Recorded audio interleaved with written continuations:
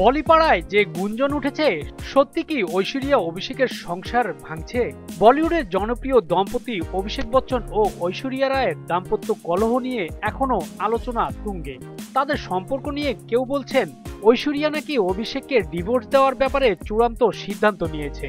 অন্যদিকে আবার কেউ কেউ বলছে এসব খবর একেবারেই ভিত্তিহীন। এবার অভিষেক ঐশ্বরিয়ার গুঞ্জনের মাঝে গোপন তথ্য দিলেন পরিচালক ও অভিনেতা নিখিল ত্রিবেদী। সম্প্রতি এক সাক্ষাৎকারে নিখিল জানান, দুজনের ডিভোর্সের খবর একেবারেই মিথ্যা। তারা দুজন কখনোই আলাদা হতে পারেন না।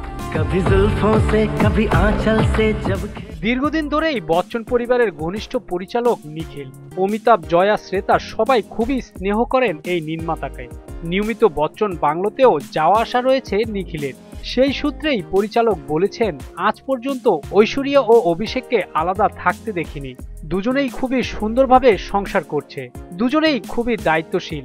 তাই যা রটেছে তা মোটেই সত্যি নয়।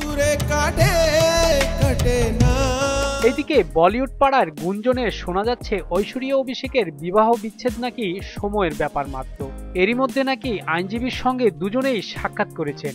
তবে গুঞ্জনে বিভিন্ন ধরনের কথা ছড়ালেও বিচ্ছেদের ব্যাপারে এখনো মুখ খুলেননি ঐশ্বরিয়া। শুধু তাই নয়, এসব নিয়ে কেউ প্রশ্ন করলে তা সুকৌশলে এড়িয়ে যান। অন্যদিকে সংসার ভাঙার গুঞ্জনের মাঝে জুটি হিসেবে নাকি নতুন একটি সিনেমায় ঐশ্বরিয়া ও অভিষেক চুক্তিবদ্ধ হয়েছে। অভিষেক ঐশ্বরিয়া সংসারের কলহের খবর নতুন নয়। বচ্চন পরিবারের সম্পত্তি ভাগের কারণেই বিবাদের সূত্রপাত হয়েছিল। তবে সম্প্রতি গুঞ্জন তারকা দম্পতির সম্পর্কের মধ্যে নাকি তৃতীয় ব্যক্তির প্রবেশ ঘটেছে। বলিউড নায়িকা নিমরত কৌরের সঙ্গে অভিষেকের ঘনিষ্ঠতার কারণেই অশান্তি শুরু হয়। একথা দ্রুত ছড়িয়ে পড়েছে বলিউড ইন্ডাস্ট্রিতে। কেউ কেউ বলছে নিমরতই নাকি ঐশ্বরিয়ার কাছ থেকে অভিষেককে দূরে সরিয়ে নিয়েছে।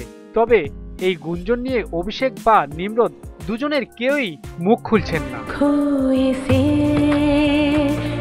দর্শক, আপনাদের কি মনে হয়, সত্যি কি ঐশ্বরিয়া অভিষেকের সংসার ভাঙছে নাকি শুধুই গুজব?